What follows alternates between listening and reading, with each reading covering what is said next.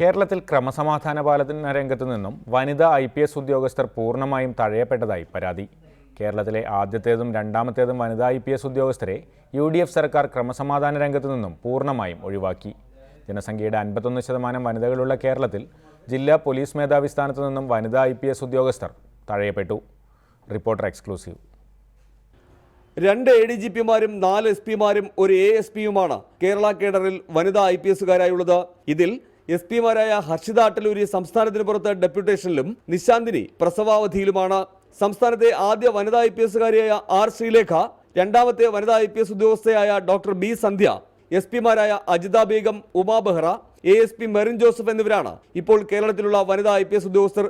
എന്നാൽ UDF സർക്കാർ അധികാരത്തിലെത്തിയ ശേഷം ADGPമാരായ ശ്രീലേഖയെയും സന്ധ്യയെയും ക്രമസമാധാന രംഗത്ത് നിന്നും പൂർണ്ണമായി മാറ്റി നിർത്തിയെന്നാണ് ആക്ഷേപം.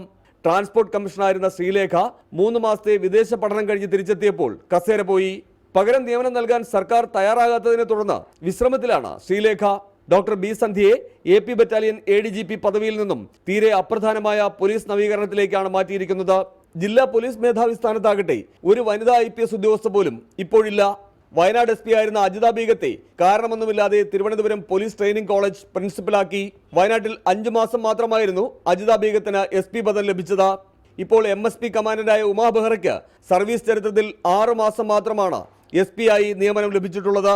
സംസ്ഥാന ജനസംഖ്യയുടെ 51% വനിതകളാണെന്നാണ് കണക്കുകൾ. എന്നിട്ടും വനിതാ IPS ഉദ്യോഗസ്ഥരെ ക്രമസമാധാന രംഗത്ത് നിന്ന് ഒഴിവാക്കിയത് കേരളത്തിലെ പൊതുസമൂഹത്തോടുള്ള വെല്ലുവിളിയാണെന്നാണ് ആക്ഷേപം. ബിജു ഗോപിനാഥ്, റിപ്പോർട്ടർ, തിരുവനന്തപുരം.